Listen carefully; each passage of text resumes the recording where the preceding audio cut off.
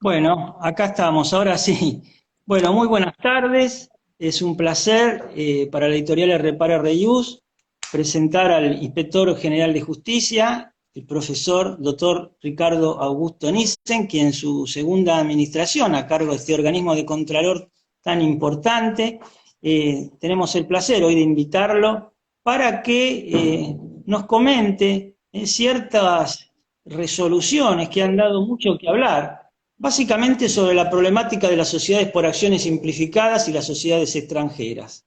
En el margen inferior, fíjense que abajo a la derecha para comentarios hay un globito donde allí pueden dejar sus consultas y también está fijado el comentario, pueden descargar lo que ha hecho el doctor Ricardo Nissen sobre estas sociedades, esta reciente resolución de sociedades extranjeras que va a salir en la revista Doctrina Societaria y Concursal de junio 2021, y en el perfil de link tienen la posibilidad de ver este reciente libro que acaba de sacar la editorial referido a las resoluciones particulares y generales, precisamente, que el doctor Ricardo Nissen implementó desde febrero 2020, que es su segunda administración.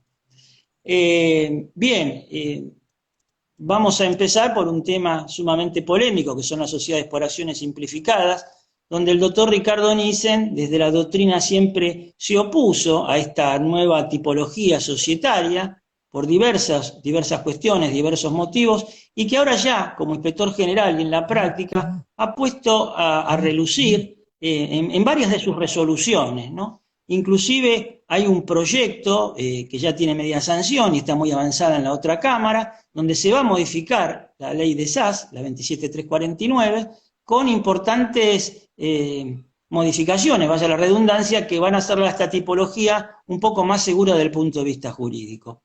Bien, hecho estas aclaraciones, le damos ella la palabra al doctor Ricardo Nissen y le preguntamos ¿por qué este embate con las sociedades por acciones simplificadas? ¿Por qué la Inspección General de Justicia, mediante diversas resoluciones durante el año pasado y está combatiendo a este tipo de sociedades? Antes que nada, buenas tardes a todos. La pregunta es muy clara, pero que les quiero decir que no es una especie de combate contra las SAS, porque en realidad la Inspección de Justicia no repudia las SAS, sino que hay que perfeccionarlas, porque nacieron mal y no nacieron a los efectos de beneficiar a los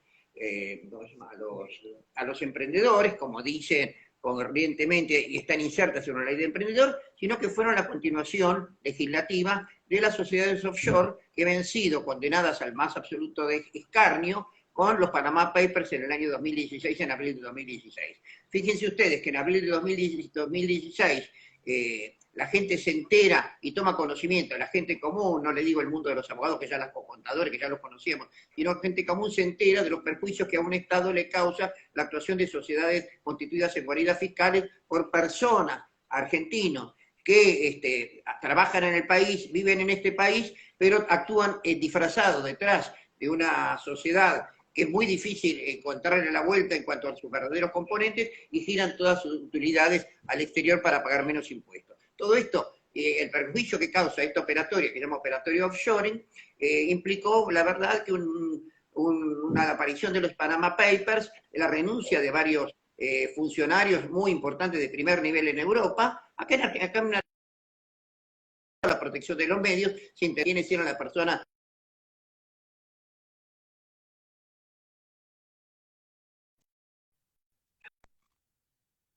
no se tomaron medidas, nadie renunció, pero que de qué manera se permitió su uso. Nos olvidamos del offshore, nos olvidamos del nombre, y poco tiempo después, un año después, aparecen unas sociedades que tienen las mismas, exactamente las mismas características de la sociedad offshore, pero que pasaron a integrar una ley, la ley 27349 de emprendedores, en donde decían que el Estado tenía que ayudar a los emprendedores, motor de la economía, a lo cual yo estoy absolutamente de acuerdo con darle todas las ventajas que sea posible. Lo que no estoy de acuerdo es no llamar a las cosas por su nombre, como pasó, por ejemplo, con el blanqueo de capitales, que al fin y al cabo era para los jubilados, una especie de reparación histórica para los jubilados, que después no terminó siendo ese, los beneficiarios ni muchísimo menos, sino que permitió blanquear plata negra de ciertos funcionarios.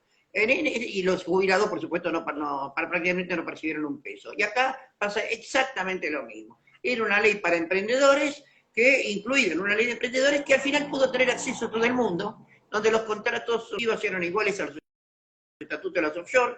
No, si bien se identificaban a los socios, no estaban obligados a denunciar los aumentos de capital social o inscribir las transferencias de acciones, como pasa con las sociedades anónimas.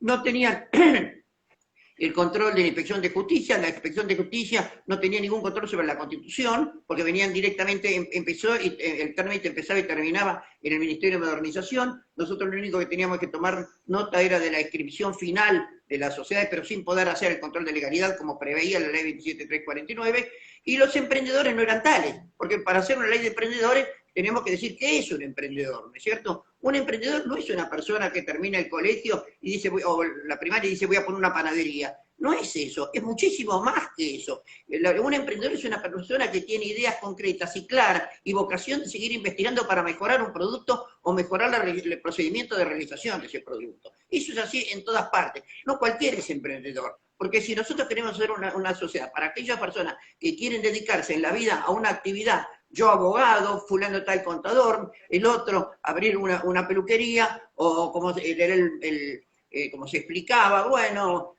poner una parripollo en el jardín de mi casa, eso no son emprendedores. Los emprendedores es mucho más. Pero ¿qué pasaba?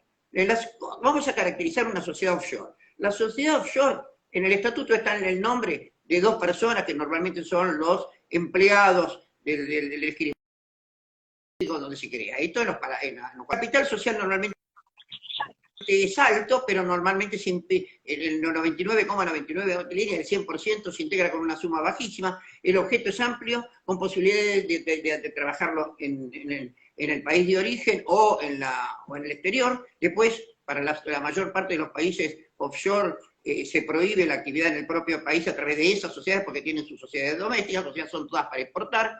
Nadie sabe cuáles son los administradores porque esos se designan después, y el único cable que tenemos con la realidad es la designación de un apoderado, que normalmente es la persona verdaderamente interesada en Argentina de traerla a la Argentina, ¿no es cierto? Es el offshore. ¿Usted quiere ubicar un offshore? Absolutamente imposible. Se crean las sociedades, las SAS, las 27349. El capital mínimo, dos sueldos y medio, 2 salarios mínimos vitales, de los cuales hay que integrar el 25%. Y de ese 25% lo podemos descontar todos los gastos, que por supuesto no alcanzan, porque si tenemos un sueldo mínimo, por ejemplo, de 40.000 pesos, tenemos que aportar el 25, que son 12.000 pesos, y la publicación de dictos sale más cara. O sea, la sociedad nace absolutamente sin capital, sin el control de la Inspección de Justicia, porque con el control de la Inspección de Justicia nosotros evitamos muchísimos fraudes y beneficiamos a los terceros. Pero estas salían absolutamente sin control de la Inspección de Justicia. Y encima no había un registro de emprendedores, porque si uno viene y una autoridad importante, competente en la materia, con especialización en el área que fuere, en producción, por ejemplo, nos dice que somos emprendedores o que estamos en proyecto de emprendimiento, podrían gozar de esos beneficios. Pero si no es así, cualquier persona se inscribe, entonces no tiene ningún sentido.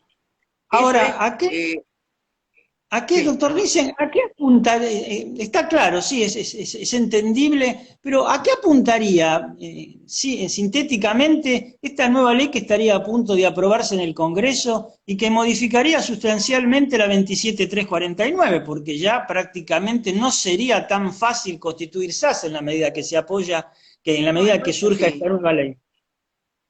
No es así. No se suprimen ni se eliminan las SAS del ordenamiento jurídico argentino.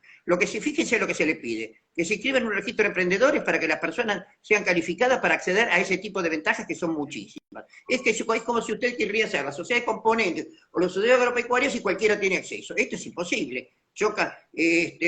Control de la IGJ, registro de control de registro, como todas las sociedades que se inscriben. Esto no hay nada extraño. La Inspección de Justicia interviene concretamente en la elaboración para observar o no observar las cláusulas que estimen que pueden el día de mañana ser fuente de conflicto. Porque la labor previa de la Inspección de Justicia es la de evitar conflictos y evitar que la judicialización de los temas. Y tercero, que se le aplican las normas imperativas, que son aquellas normas que en beneficio a los terceros o socios no pueden afectarse por la autonomía de la voluntad, que se apliquen a las SAS. O sea, Inspección de Justicia, registro de emprendedores y aplicación de la normativa de las normas de orden público a la SAS. que son las aplicables a las SRL y las ANORE. Si a usted le parece que con eso estamos matando las SAS, es absolutamente equivocado. Lo único que queremos es evitar el fraude. Y le voy a poner un ejemplo. En la última semana, en los últimos 10 días, hemos detectado 5 SAS con una misma operatoria. Y no es la peor, le digo. Una SAS, normalmente unipersonal, con un capital integrado de 7.000 pesos a la semana, al mes o a los 2 meses, compra un inmueble en Punta del Este, en el barrio Belgrano, Barrio Norte, Retiro, Puerto Madero o Córdoba a $1.000.000. ¿Y a nombre de quién está ese inmueble? A una SAF. ¿Con qué capital? 5.000 pesos. Entonces, dígame, usted ha puesto un mecanismo de ocultamiento de las personas. Le sale prácticamente gratis. Y esta persona no denuncia ese bien, el verdadero titular, el controlante, no denuncia ese bien en sus declaraciones juradas. Sino hay una sociedad con personalidad jurídica que pudo concretar esa maniobra, normalmente de lavado de dinero, simplemente aportando 5.000 pesos. Y esto lo vemos todos los días. En esta última semana observamos y ordenamos en la Inspección de Justicia iniciar acciones de nulidad contra 5 SAS de esas características. Ahora bien, Sí, le sí, voy a decir, quiere agregar algo el doctor Darío de León, si te parece bien, que es el jefe de civiles del Departamento de Legales, de Comercial. ¿qué tal, doctor De León? Un gusto, bienvenido. Quería agregar algunas reflexiones a las palabras del doctor Nissen.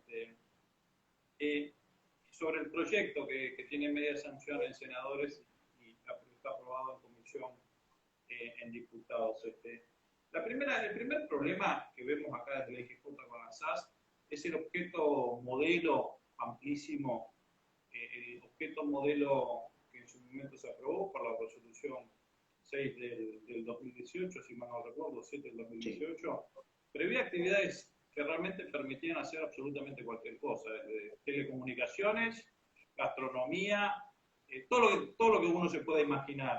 Tenían creo que 17 o 18 rubros generales, con lo cual realmente uno ve el objeto de una SAS y realmente no tiene la menor idea a qué se va a dedicar. Esa es la verdad, es una persona jurídica con un objeto tan extenso que se vuelve indeterminado, porque a priori uno ve el objeto y no tiene ni la menor idea. Y esto permite justamente tener este tipo de sociedades para no un emprendimiento en particular determinado, sino para hacer absolutamente cualquier cosa. Entonces, creo que cualquier emprendedor, cualquiera que tenga un emprendimiento, que quiera realizar un emprendimiento, de antemano sabe lo que va a hacer. No es lo mismo una actividad, no sé, agropecuaria, tecnológica, el desarrollo de un software, de alguna tecnología, algún tipo de, no sé, actividad comercial, cualquier emprendimiento que fuere, uno de antemano sabe lo que va a hacer. No es que realmente que puede ser un emprendimiento y no sé si va a ser turístico, gastronómico, telecomunicaciones, agropecuario o una bodega de vinos.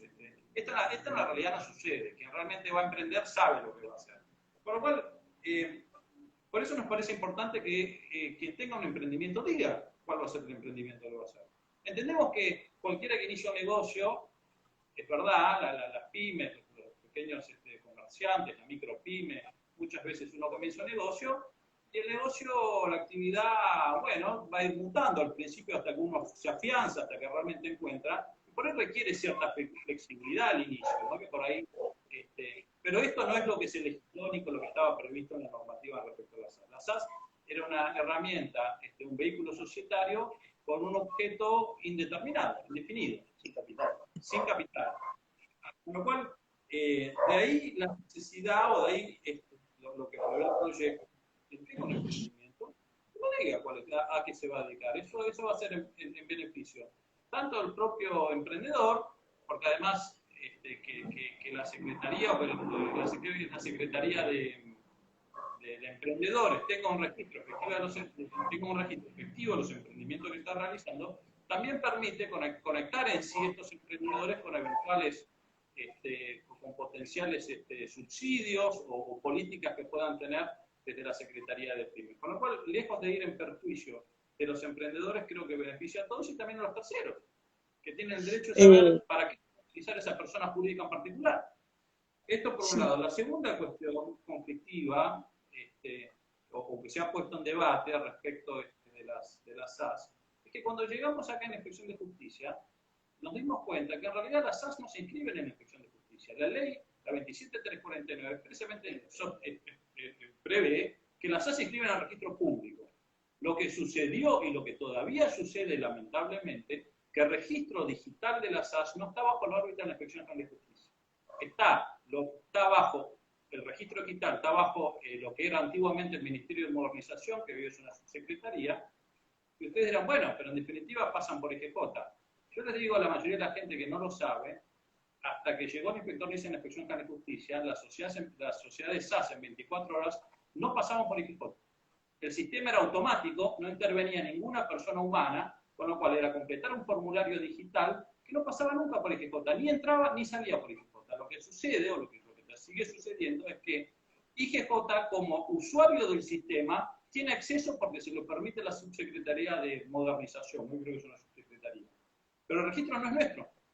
Esto significa, traducido en criollo, que si en algún momento hay algún problema con ese registro, IGJ no tiene registro de ningún SAS, de ninguna SAS, de ninguna de las más de 12.000 SAS que hay inscritas. Sino que nosotros accedemos a esa base de datos como que con un permiso, como podría acceder cualquier otro que le den un permiso.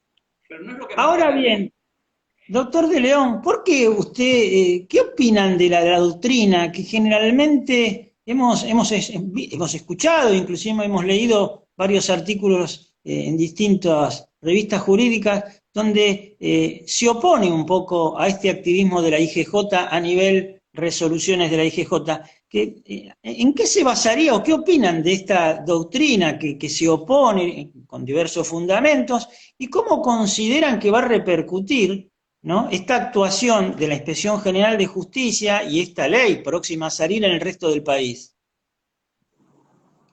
La primera cuestión creo que es un mito, que se ha instalado, que la SAS viene de la mano de que hay un gran reclamo del mercado, de los emprendedores o de los pequeños, de las pymes, de que lo que realmente se necesita es una mayor autonomía de la voluntad. Cuando hablamos de SAS y cuando leemos SAS en la doctrina, uno de los pilares de la SAS está puesto en la necesidad de ampliar la autonomía de voluntad, que expresa alguna parte de la doctrina, es insuficiente en el molde de la Ley General de Sociedades 19.550. Pero si vamos, bueno, esa es una opinión de gran parte de la doctrina, pero si vemos lo que sucede realmente en los hechos, llegamos a conclusiones totalmente distintas. Y te puedo decir, Marcelo, que sobre aproximadamente 12.000 SAS inscritas hasta fines del 2020, en el ámbito de la Inspección General de Justicia, ¿no?, en el ámbito del sistema TAT, del cual participa la IGJ como usuario, el 98%, es decir, 11.800 sociedades aproximadamente, usaron el estatuto modelo. Es decir, que adoptaron un estatuto en un formato prehecho, en el cual los socios no pueden agregar ni un punto ni una coma. Absolutamente nada. Es decir, es un estatuto, era un estatuto bastante parecido a una SRL, yo lo he dicho en algún artículo de doctrina que he escrito al respecto, en donde realmente no se prevían cosas básicas como qué sucede cuando se muere un socio, qué sucede en materia de disolución. ¿Qué derechos rigen? ¿Qué derechos? No, absolutamente un vacío legal absoluto. Por lo cual esto nos muestra en la práctica que realmente la autonomía de la voluntad como fundamento de la SAS es un mito. Lo que realmente se previó como la gran herramienta para que se ligaran los estatutos a medida para cada negocio particular, eso en la práctica tenemos 200 sociedades SAS que se aportaron al estatuto modelo en 3 años. Con lo cual ahí primero tenemos que derribar un primer gran mito, ¿no? Esto de la necesidad de ampliar la autonomía de la voluntad. Eso evidentemente lo que los emprendedores o lo que el mercado busca no es eso. Yo quiero decirte, Marcelo, que el principio de la autonomía de la voluntad nació con el Código Napoleón, nosotros la recogimos en el Código de Comercio, en el Código Civil, pero al poco tiempo ya prácticamente estaba en desuso. ¿Por qué? Por los enormes abusos que la parte controlante o la parte fuerte del contrato ejercía sobre la parte más débil. En el siglo XX esto quedó en claro. 1945, creación de los tribunales laborales, 1973, la ley de contrato de trabajo, 1968, lesión enorme, abuso de derecho, de la imprevisión en el Código Civil y fundamentalmente a partir de la década del 90, del 80, la enorme influencia que tuvo sobre todo el derecho privado, el derecho del consumidor, que le puso enormes límites a la autonomía de la voluntad. Ahora, la autonomía de la voluntad está en desuso en el mundo, está en desuso por los abusos que generó. Entonces, hacer una sociedad donde no valga nada de lo que durante 150 años se permitió a los legisladores que legislen para mejorar y otorgar derechos a los accionistas no controlantes o a todos los integrantes de la sociedad, hoy a través del principio de la autonomía de la voluntad se pretende que el fuerte haga lo que quiera y que el minoritario quede totalmente a la calle. Pero yo quiero desvirtuar uno de los famosos temas, que es mentira que se pueda constituir una sociedad de 24 horas. Una persona cuando constituye una sociedad lo piensa, lo madura con su socio, lo elabora, consulta. El que quiere una sociedad en 24 horas es porque quiere hacer un negocio espurio en 24 horas. Absolutamente cierto y absolutamente comprobado por la realidad. Si yo quiero una sociedad en 24 horas es porque hay un concurso y yo quiero crear acreedores ficticios para aumentar el pasivo y luego votar en la Junta de Acreedores. Si hay sociedad en 24 horas es porque hay una asamblea conflictiva, que yo soy director, me quiero disfrazar de sociedad o un accionista para votar en la gestión al director donde tengo incompatibilidad para hacerlo. Entonces, y por otro lado, y a mí me llama la atención cómo pueden repetir este argumento. Una empresa en 24 horas. Tener unos papeles, porque yo me meto en la computadora y me vuelven y lo imprimo. Yo tengo papeles tengo, para hacer una empresa con personal, con bienes de cambio, con todos los elementos aptos para iniciar una actividad económica. Necesita plata.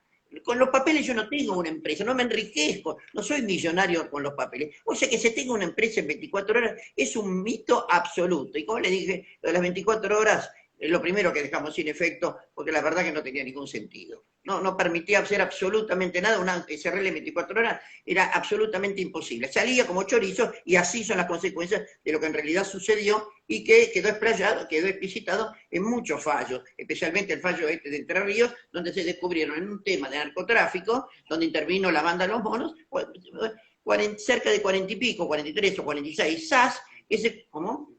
50 SAS que se constituyen. Denuncian un domicilio falso, los socios denuncian un domicilio real ficticio, y bueno, se terminó el negocio, como decimos vulgarmente, la sociedad preta por ter. La usamos y la tiramos, y nadie la encuentra, porque cuando van los inspectores de justicia a hacer una constatación se cuenta que es una plaza o un edificio público. Eso es el funcionamiento de la SAS, por lo menos en Buenos Aires. Y en las provincias, si sale la ley, tendrá que adaptarse. ¿Y cuál es la adaptación? Como ya le dije, bueno, viene una SAS, se fija si está inscrito o autorizado por un registro de emprendedores, la inspección de justicia o la dirección que fuera o un juzgado de registro controlará, la controlará para ver si es un sujeto de derecho que es susceptible de ser incorporado al tráfico mercantil y dar seguridad a los terceros, y que se rijan los derechos y obligaciones propias de toda sociedad comercial. Derecho de receso, derecho de suscripción preferente, derecho de impugnar asamblea, derecho de información, etc. Porque ninguno, Marcelo, ninguno de esos derechos está consagrado por la ley 2743.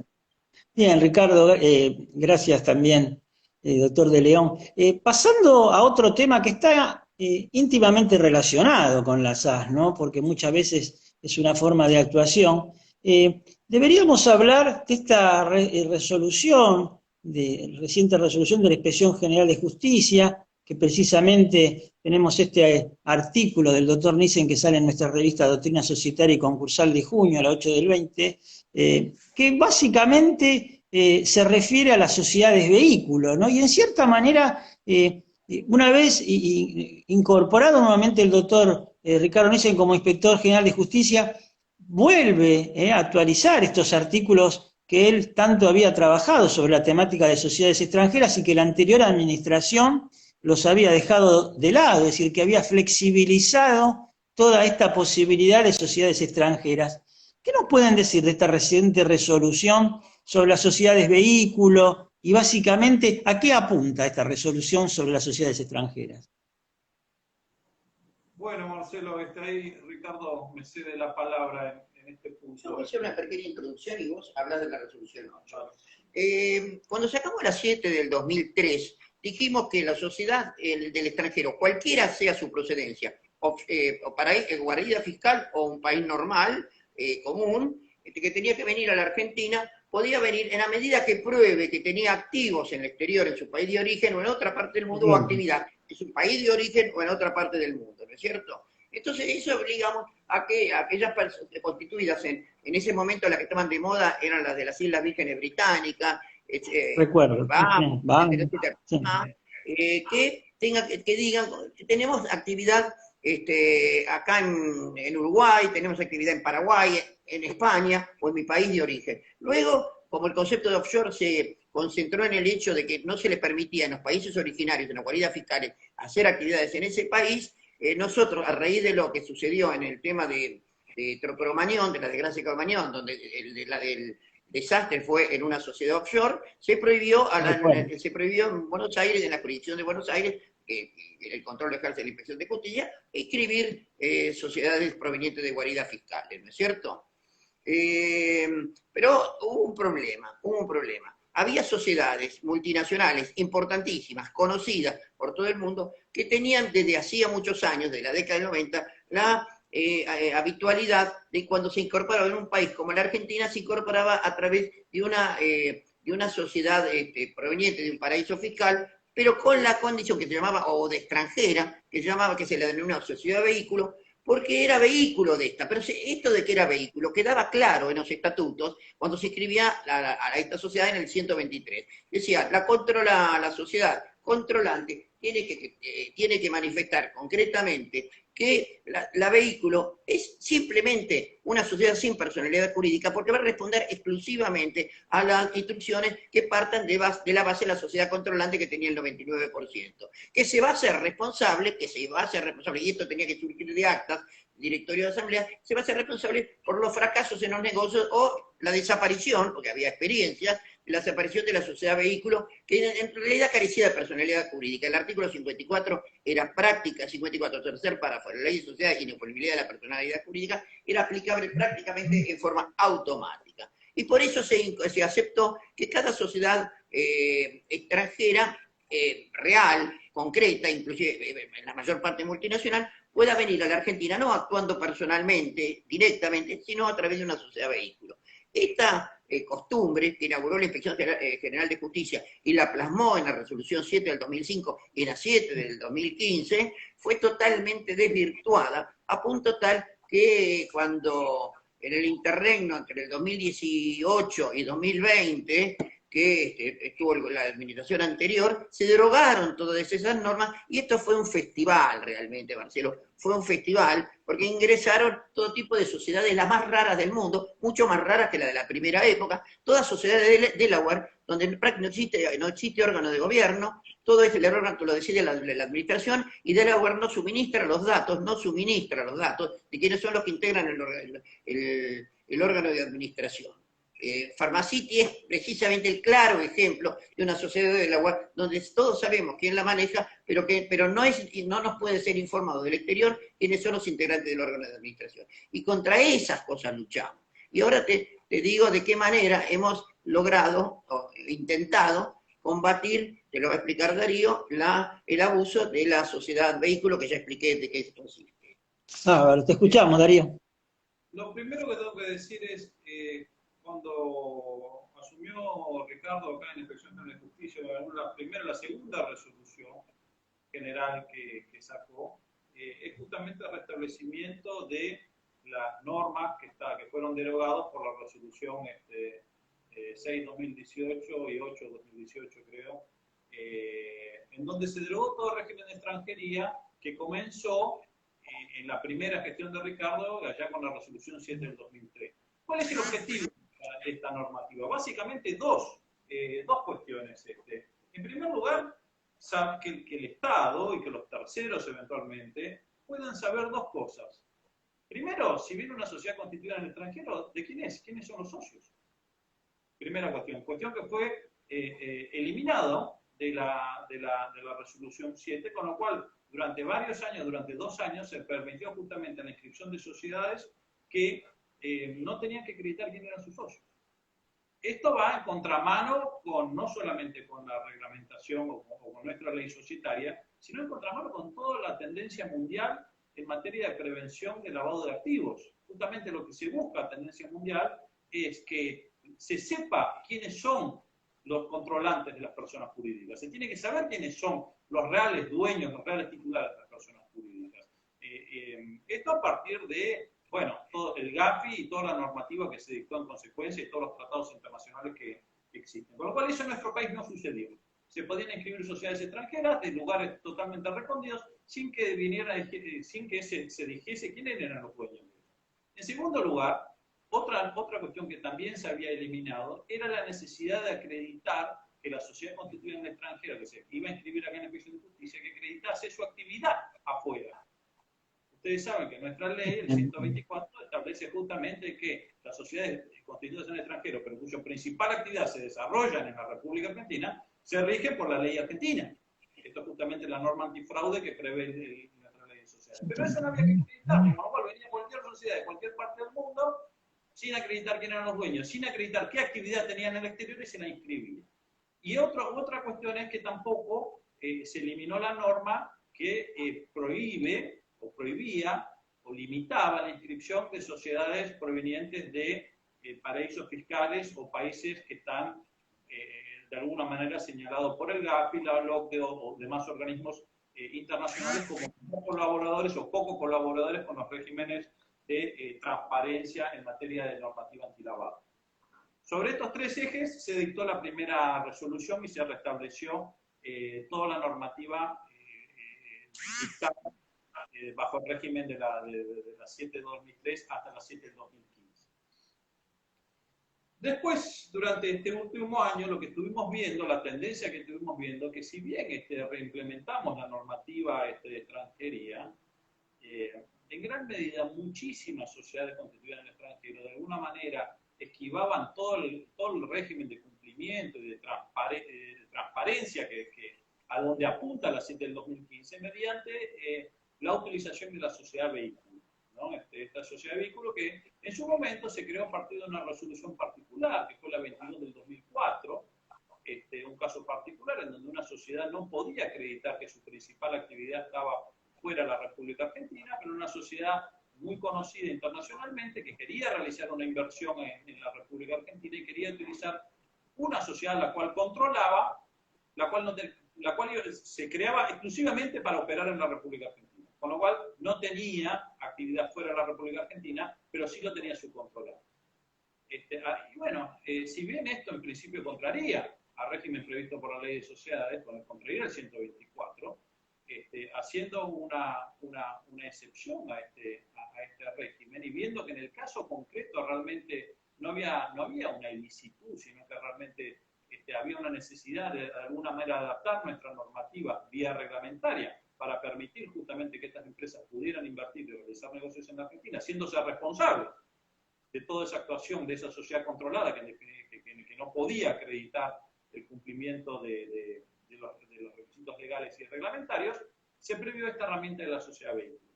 Lo que hemos visto en este último año de pandemia es que la inmensa mayoría de las sociedades no cumplen, siguen ocultando su actividad, siguen ocultando sus dueños, utilizando justamente sociedades vehículos. Y también hemos visto que a través de las sociedades vehículos, por ahí una misma persona jurídica tiene 5, 10, 8 sociedades vehículos. Entonces, la verdad... Sí, es un fraude. Sí, es un fraude palmario. El tiempo es tirano en estas oportunidades. Nos llegaron muchísimas consultas, pero te vamos a hacer, Darío, 2 o 3 como mucho, si sos tan amable, a ver qué opinión nos podés dar. Dice, luego del dictado de la resolución 43-2020, que dispone que las actas deben ser suscritas únicamente con firma digital, ¿qué ocurre con aquellos que no tienen firma digital debido a que la autoridad certificante no otorga turnos para solicitar el certificado? ¿Puede firmar en forma hológrafa y luego ratificar lo resuelto en una reunión posterior? Recordame, déjame que busco la resolución, porque hemos dictado más de 60 resoluciones. No, por eso, sí, son... Vos sabés que nuestro público... es muy amplio el público del editorial, ¿no? Desde contadores, abogados, síndicos, y las consultas no solo son jurídicas, sino son muchas instrumentales que nos están llegando. te repito, me dice, luego del dictado de la resolución 4320, que dispone que las actas deben ser suscritas únicamente con firma digital, ¿qué ocurre con aquellos que no tienen firma digital, debido a que la autoridad certificante no otorga turnos para solicitar el certificado?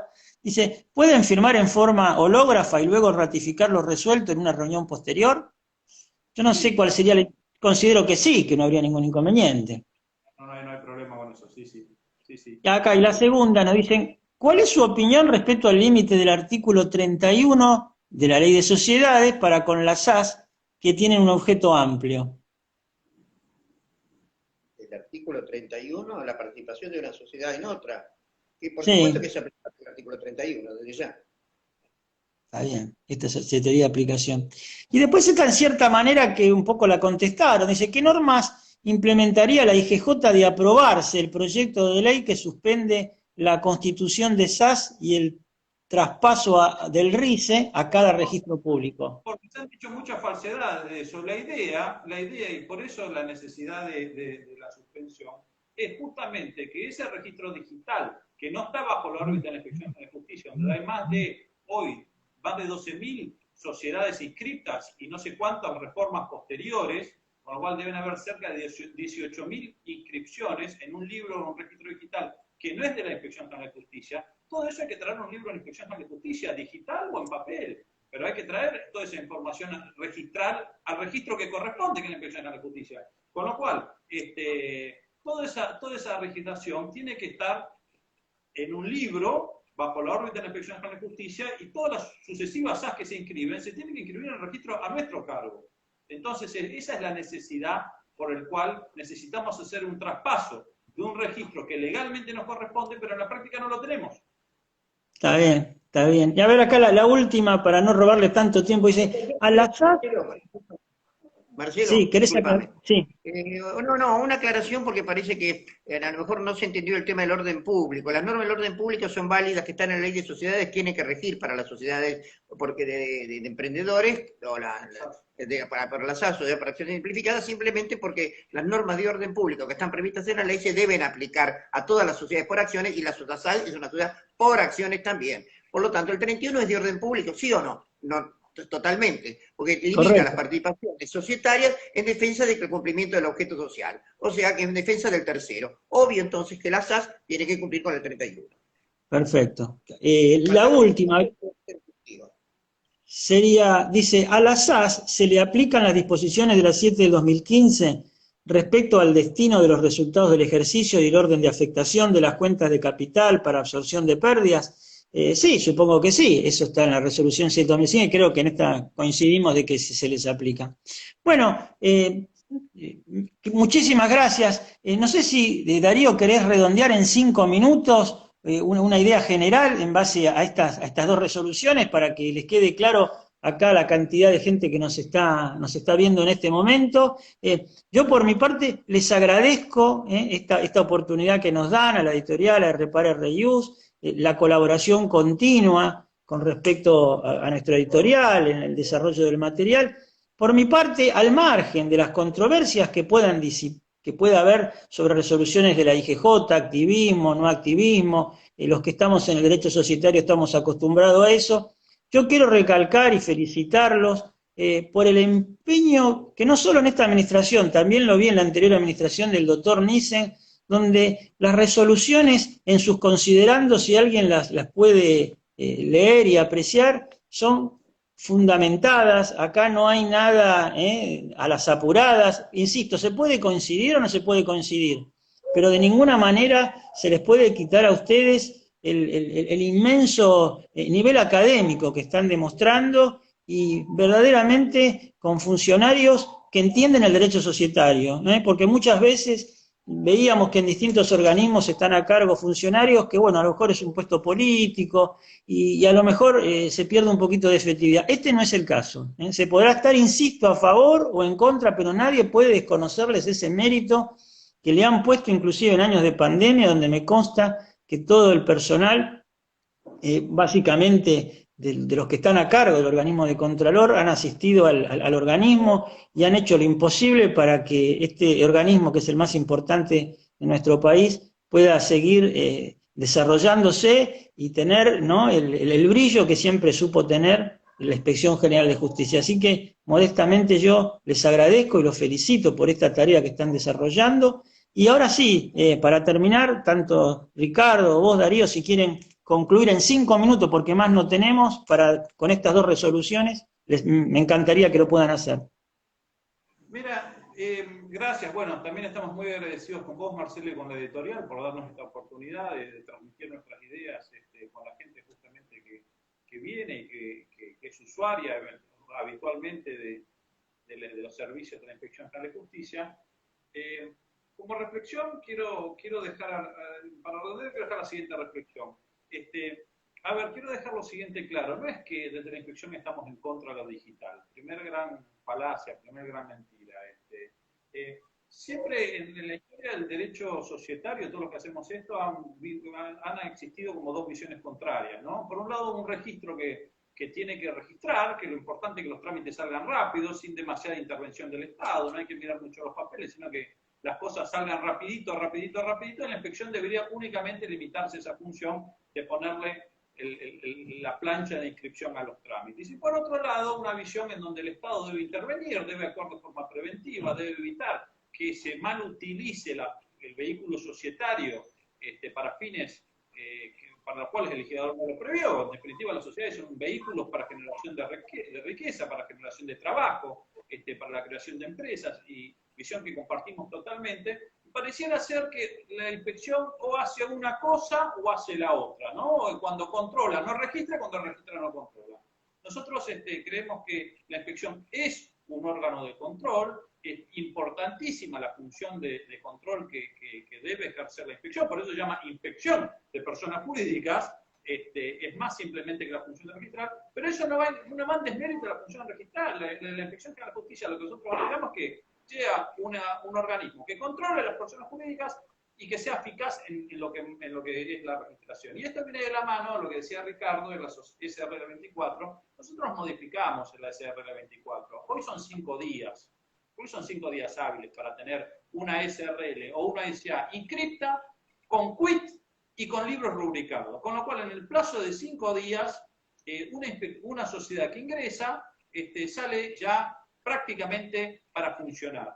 A esto, en breve, Dios mediante, se podría agregar, estamos trabajando con un banco oficial para que además aquellas que lo deseen salgan con una cuenta bancaria. Esto apunta un poco a esta política de ventanilla única, ¿no? No solamente debemos controlar, sino que tenemos que facilitar a aquellos que realmente quieren operar bien con las personas jurídicas, que quieren iniciar una actividad comercial, de simplificarles de alguna manera los trámites, pero no en desmérito de que no se controle. Porque la idea de que el registro tiene que registrar sin controlar demasiado, porque después está la justicia para corregir eventualmente, todos sabemos que cualquier juicio ante la justicia por alguien que se ve perjudicado por mal uso de una persona jurídica dura años.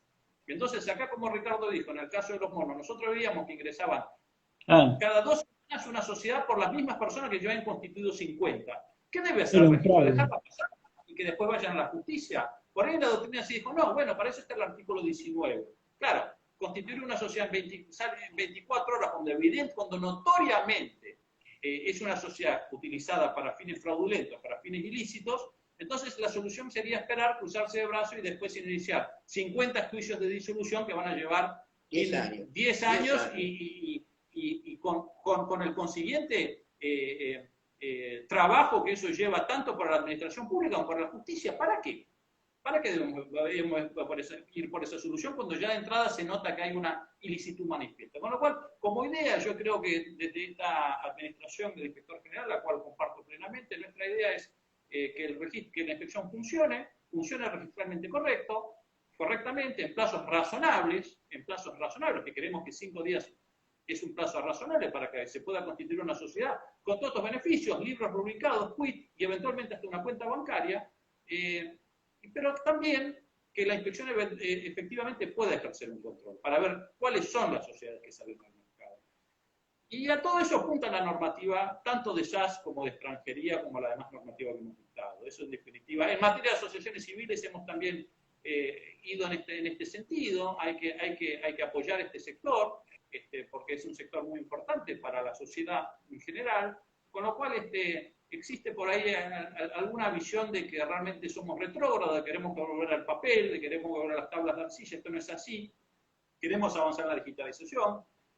Estamos avanzando con un proyecto junto al Ministerio de Justicia para que todas las sociedades se puedan constituir de forma digital, no solamente las SAS, porque creemos que el medio digital, en definitiva, es un formato que, al igual que el papel, el mundo avanza hacia lo digital y nosotros estamos contentos con eso, pero modernizar no significa dejar de controlar, no significa desregular, son dos cuestiones distintas. Modernizar significa aplicar las nuevas tecnologías que tenemos. Y desregular, bueno, eso es una idea política, una idea filosófica, una idea económica, con lo cual no estamos de acuerdo. Nosotros creemos que el Estado debe controlar, para eso está, justamente para controlar la correcta utilización de las personas jurídicas, pero no tiene nada que ver con la modernidad. Y hemos dado un claro ejemplo de eso con la resolución 11 del 2020, que ha avanzado de forma totalmente novedosa en el funcionamiento a distancia de las personas jurídicas, que ha sido copiada, no, copiada queda mal, ¿no? seguida por muchos otros organismos registrados. Es verdad. Bueno. Se puede avanzar con la modernidad, se puede avanzar con la modernización, pero eso no significa que el Estado no cumpla la función de control que debe tener. Marcelo, yo quiero concluir con estas reflexiones, nada más un minuto.